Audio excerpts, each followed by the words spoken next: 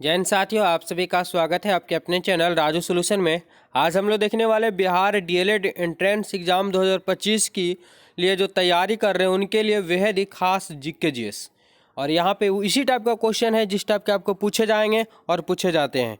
तो चलिए, बहुत से ऐसे क्वेश्चन इसमें है जो आपको ऑलरेडी पूछा जा चुका है, लेकिन कुछ क्वेश्चन ऐसे हैं जो आपको पूछने की संभावना है। बेहतर ही क्वेश्चन छाट छाट के हम लाने का प्रयास कर रहे हैं।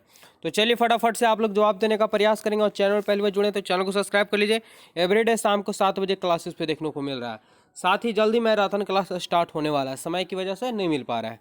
चलिए, क्वेश्चन नंबर पहला है कि साबुन बनाने की प्रक्रिया को क्या कहते हैं?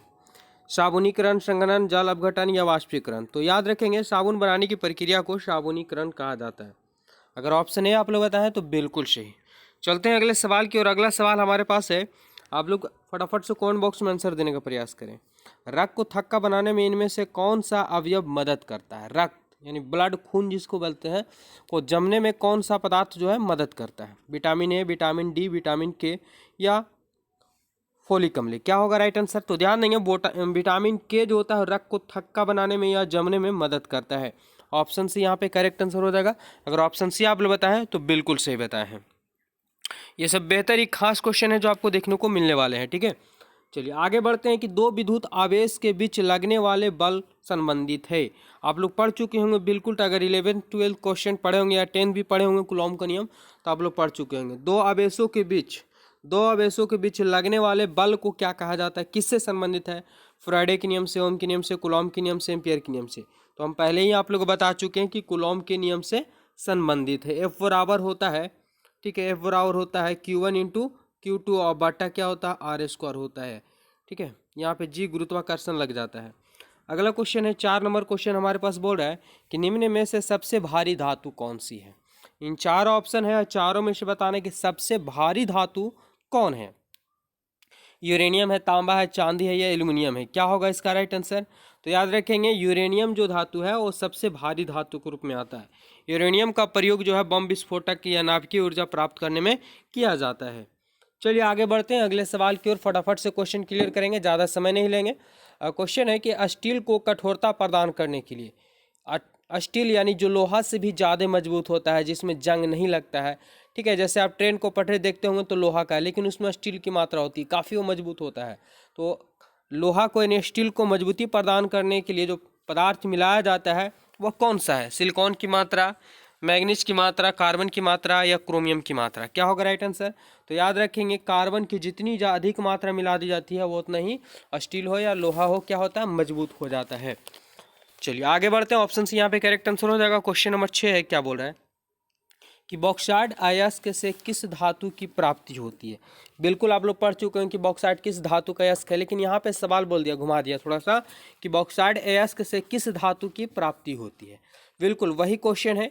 तो याद रखेंगे, बॉक्साइट एल्युमिनियम का प्रमुख अयस्क होता है और एल्युमिनियम का निष्कर्षण जो होता है वो बॉक्साइट अयस्क से ही किया जाता है। ऑप्शन डी करेक्ट आंसर हो जाएगा। आगे बढ़ते हैं अगले सवाल की ओर। देखेंगे दिया हुआ है कि रोटी चबाने पर मीठा क्यों लगता है? बिल्कुल, रोटी अगर चबाते हैं, ठीक है, तो आपको कैसा फील होता है कि मीठा हल्का लग रहा है, पूरा मीठा नहीं लेकिन हल्का मीठा टाइप का प्रतीत होता है, मतलब खुद सा एहसास होगा। इसका मूल कारण क्या है? ऑप्शन एक में है कार्बोहाइड्रेट कॉमा शक्कर में परिवर्तित हो जाता है, दूसरा वसा शक्कर में परिवर्तित हो जाता है, प्रोटीन शक्कर में परिवर्तित हो जाता है, इनमें से कोई नहीं। शक्कर मतलब चीनी, ठीक है। तो राइट आंसर की बात करें क्या होगा, तो याद रखेंगे कि रोटी में बहुत ज़्यादा मात्रा में कार्बोहाइड्रेट पाया जाता है, जो किस में परिवर्तित हो जाता है? तो शक्कर में परिवर्तन हो जाता है, जिसकी वजह से रोटी चबाने पे कैसा, तो मीठा हल्का प्रतीत होता है, मतलब महसूस होता है। अगला सवाल है कि गाय की गर्भावधि क्या है? गाय की गर्भावधि क्या है, यानी गाय कितनी दिनों में बच्चा जन्म दे देती है? ये कहने का मतलब है 150 दिन, 274 से 280 दिन या 300 दिन या 356 दिन? क्या होगा राइट आंसर? ये बताना है। क्वेश्चन नंबर 8 है और ये क्वेश्चन आपका बिहार रिलेटेड एंट्रेंस एग्जाम में पूछा जा चुका है। ठीक है, तो चुनिंदा क्वेश्चन ही लेकर के आए हैं। याद रखेंगे 274 से 280 दिन का गाय का गर्भ अवधि रहता है। ठीक है, चलिए आगे बढ़ते हैं अगले सवाल की ओर। अगला सवाल हमारे पास कि कार की बैटरी में इसका इस्तेमाल होता है। कार की बैटरी में क्या इस्तेमाल होता है? तेजाब। तेजाब का सूत्र क्या होता है? देखिए, sulphuric acid, hydrochloric acid, nitric acid या सिट्रिक एसिड? क्या होगा राइट आंसर?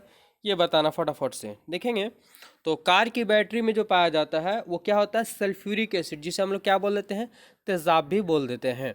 ठीक है, इसका H2SO4 होता है या अम्लराज भी कहलाता है। कई बार क्वेश्चन देखने को मिल जाता है कि अम्लराज किसे कहा जाता है।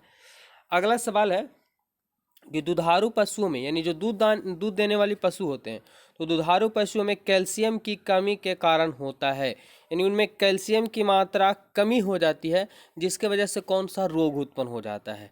ठीक है, फटाफट से बताइए क्या होगा राइट आंसर। 10 नंबर सवाल का आंसर है मिल्क फीवर हो जाएगा, खुरा हो जाएगा, एंथ्रेक्स। तो देखेंगे क्वेश्चन में ही आंसर छुपा हुआ, दुधारू पशुओं में कैल्शियम, तो कैल्शियम की कमी होगा तो मिल्क फीवर हो जाता है। ठीक है, मिल्क फीवर हो जाता है। ऑप्शन ए यहाँ पे करेक्ट आंसर हो जाएगा। अगर ऑप्शन ए बताएं बिल्कुल सही। आप लोग वीडियो को लाइक कीजिए और चैनल को ज़्यादा सब्सक्राइब कर लीजिए वीडियो को, ताकि ग्रुप में भी शेयर कर दीजिए।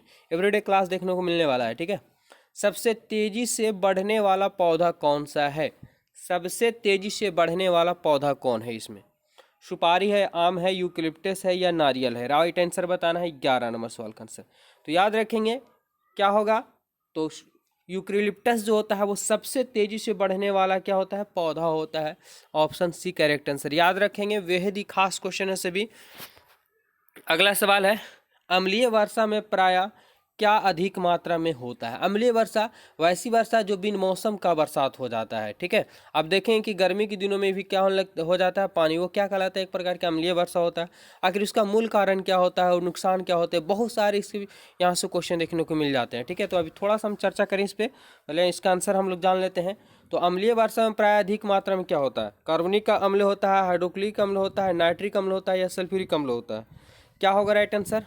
तो देखेंगे सबसे ज़्यादा मात्रा में जो होता है क्या होता है, बताइए फटाफट से क्या होगा राइट आंसर की बात करें अगर हम तो। ठीक है, तो अम्लीय वर्षा में जो पाया जाता है वो सल्फ्यूरिक अम्ल और नाइट्रिक अम्ल पाया जाता है। तो क्या होगा यहाँ पे, तो नाइट्रिक अम्ल मार देंगे। ठीक है, नाइट्रिक अम्ल राइट आंसर हो जाएगा। NO2 और SO2 की भरपूर मात्रा पाई जाती है। NO2 और SO2 सल्फर डाइऑक्साइड होता है और नाइट्रोजन डाइऑक्साइड होता है, अधिक मात्रा में पाए जाते हैं, इससे नाइट्रिक अम्ल हो जाएगा ऑप्शन सी। चलिए आगे देखते हैं अगली सवाल क्या है। क्वेश्चन नंबर है 13 नंबर क्वेश्चन की बिना बीज के फलों को विकसित करने की विधि को क्या कहते हैं। बिना बीज के फलों को विकसित करने की विधि को क्या कहते हैं, टिश्यू कल्चर, संकरण या क्लोनिंग वर्ण या सिद्ध वंशक्रम वर्णम। क्या होगा राइट आंसर 13 नंबर सवाल का आंसर। तो याद रखेंगे बिना बीज के फलों को विकसित करने की जो विधि होती है वह टिश्यू कल्चर कहलाता है। क्या, तो टिश्यू कल्चर कहलाता है। ऑप्शन ए करेक्ट आंसर हो जाएंगे। आगे बढ़ते हैं अगले सवाल की ओर और क्वेश्चन नंबर 14 है निम्नलिखित में से ध्वनि का वेग सबसे सर्वाधिक होता है, और हम इसके बारे में पहले भी चर्चा कर चुके हैं। ठीक है, जल, वायु, इस्पात या लकड़ी। तो याद रखेंगे ध्वनि का वेग सर्वाधिक मात्रा में जो होता है वो ठोस में सबसे ज़्यादा होता है। ठीक है, किस में होता है सबसे ज़्यादा, ठोस में। ठोस यहाँ पे क्या है, तो इस्पात है। इस्पात में सबसे ज़्यादा ध्वनि की चाल होती है। उसी प्रकार से देता है यहाँ पे ध्वनि कभी कभी दे देगा कि प्रकाश की चाल सबसे अधिक किसमें होती है, वायु में या निर्वात में। तो निर्वात यानी जहाँ पे हवा एकदम नहीं पाया जाता है, तो सबसे ज़्यादा जो प्रकाश का चाल होता है वो निर्वात में होता है। याद रखेंगे वायु से भी ज़्यादा होता है। आगे चलते हैं अगले सवाल की ओर। क्वेश्चन नंबर 15 है, क्या दिया हुआ कि समुद्र शैवाल में क्या होता है। समुद्र शैवाल में क्या होता है। शैवाल आप लोग देखे होंगे, हम लोग सवार बोल देते हैं। ये नदी में बहुत कम, नदी में भी देखने को मिल जाते हैं, साथ ही साथ तालाब में ज़्यादा देखने को आप लोग को मिल जाते हैं, घास के जैसा पाया जाता है। तो समुद्र शैवाल में क्या होता है, क्लोराइड होता है, आयोडीन होता है, लोहा होता है, जस्ता होता है। क्या होता है, तो याद रखेंगे समुद्र शैवाल में जो होता है आयोडीन की मात्रा पाई जाती है। बी करेक्ट आंसर यहाँ पे हो जाएगा। 16 नंबर सवाल है कि किसी तरल पदार्थ की बूंदे को गोलाकार रूप में ग्रहण करने का क्या कारण होता है। जब भी अगर ऊपर से आप पानी हल्की मात्रा में अगर आप गिराते हैं तो पानी कैसी, आप देखो कि वर्षा भी जब भी वर्षा होती है तो वर्षा की बूंदे कैसा होती है, गोलाकार हो जाती है। आखिर वो लंबा टाइप का क्यों नहीं होता, पतला टाइप का क्यों ना आता है, जब भी गिरता है या हल्की सी ऊपर से पानी गिराएंगे, ठीक है, तो कैसा गोल गोल होकर के गिरता है। तो आखिर गोल होने का मूल कारण क्या है, सो पूछा गया। राइट आंसर बताइए फटाफट से। तो याद रखेंगे इसका राइट आंसर हो जाएगा पृष्ठ तनाव। पृष्ठ तनाव के कारण कोई भी द्रव अपना न्यूनतम पृष्ठ क्षेत्रफल घेरना चाहता है, जिसके कारण उसकी आकृति क्या हो जाती है, गोल हो जाती है। तो ऑप्शन डी यहाँ पे करेक्ट आंसर हो जाएंगे। चलिए क्वेश्चन नंबर 17 हमारे पास देखेंगे कि सुदूर फोटो चित्र में प्रकाश की कौन सी किरणें प्रयोग की जाती है? सुदूर फोटो, सुदूर मतलब एकदम साफ फोटो, ये चित्रण प्रकाश में कौन सी किरणें का प्रयोग किया जाता है? फटाफट से बताइए। सॉरी, सुदूर यानी सुदूर, यहाँ पे आपको देखने को थोड़ा समझने का प्रयास करेंगे। सुदूर यानी जो स्पष्ट रूप से ना दिखलाई देता हो, काफ़ी दूर की वस्तुओं को देखना हो, तो ऐसी स्थिति में कौन सी किरणें का प्रयोग किया जाता है? याद रखेंगे, इंफ्रारेड किरणें। क्या? इंफ्रारेड किरणें। इसका कई जगह पे प्रयोग किया जाता है, जैसे अगर सिपाही वगैरह हैं, बॉर्डर पे रक्षा कर रहे हैं और उधर से शत्रु आ रहा है, तो ऐसी स्थिति अंधेरा में भी देखने का इससे प्रयोग हो जाता है। साथ ही साथ कोहरा में जो आँखों, नगन आँखों से आप नहीं देख सकते हैं, वो इंफ्रारेड किरण के माध्यम से आप सामने की वस्तुओं को आराम से देख सकते हैं, यहाँ पे प्रयोग किया जाता है।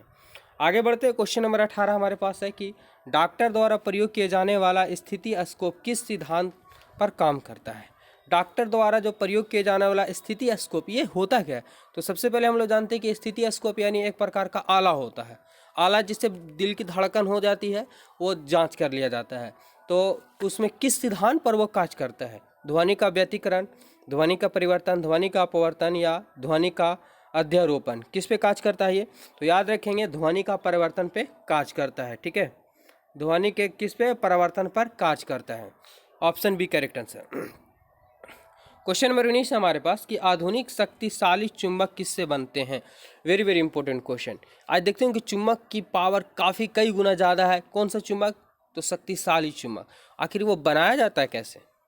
एक आप लोग चुंबक देखे होंगे कि जो भी आप डीजे वगैरह हो या स्पीकर वगैरह में एक चुंबक सटा हुआ रहता है, अस्थायी चुंबक। ठीक है, वो ज़्यादा मजबूत नहीं होता है, लेकिन एक होता है विद्युतीय चुंबक और एक होता है क्या? अस्थायी चुंबक। तो यहाँ पे जो आधुनिक शक्तिशाली चुंबक है, जो विद्युतीय चुंबक है, तो देखिए किस से बनाया जाता है? लौह यौगिक से, लौह चुंबकीय पदार्थ से, एल्युमिनियम, कोबाल्ट और निकेल के मिश्र धातु से, या लोहा, कोबाल्ट या निकेल के मिश्र धातु से। राइट आंसर क्या होगा? याद रखेंगे कि लोहा की मात्रा उसमें पाया जाएगा, कोबाल्ट की और निकेल की मात्रा पाया जाता है, और इन सभी मिला करके आधुनिक शक्तिशाली चुंबक बनाया जाता है। कई बहुत ज़्यादा उसमें क्षमता होती है अपनी ओर आकर्षित करने का धातु को। अगला सवाल है कि जब कोई बाहरी पदार्थ मानव रुधिर प्रणाली में प्रविष्ट होता है तो प्रतिक्रिया कौन प्रारंभ करता है? Very important question. देखते होंगे कि हम लोग सर्दी खांसी हो जाता है ना? तो क्या होता है कि जब भी कोई हमारे शरीर में एंटीवायरस मतलब कोई भी पदार्थ जाता है शरीर में, तो शरीर क्या करने लगता है? उसके प्रति प्रतिक्रिया देने लगता है। तो ऐसी स्थिति में जो प्रतिक्रिया देता है वो कौन होता है? इसका विरोध कौन करता है? तो ये करता है श्वेत रुधिर कणिका करता है। याद रखेंगे, श्वेत रुधिर कणिका है जो यही एंटीबायोटिक रूप में कार्य करता है, जो हानिकारक जीवाणुओं को क्या करता है? मारता है। ऑप्शन बी यहाँ पे करेक्ट आंसर। तो ये टॉप 20 क्वेश्चन हमने आप लोगों को क्लियर करवाए हैं। इसका 20 जो सोशल साइंस का होंगे वो अगले वीडियो में हम लोग देखने वाले हैं। तो अभी तक हमारे चैनल से नहीं जुड़े हैं तो अवश्य जुड़ जाइए, चैनल को सब्सक्राइब, साथ ही साथ ग्रुप अगर है, दोस्त यार है, तो उनके पास जरूर वीडियो शेयर कीजिए। साथ ही साथ आपको मैथ यहाँ पे देखने को मिलेगा और जीके जीएस देखने को मिल रहे हैं। धन्यवाद।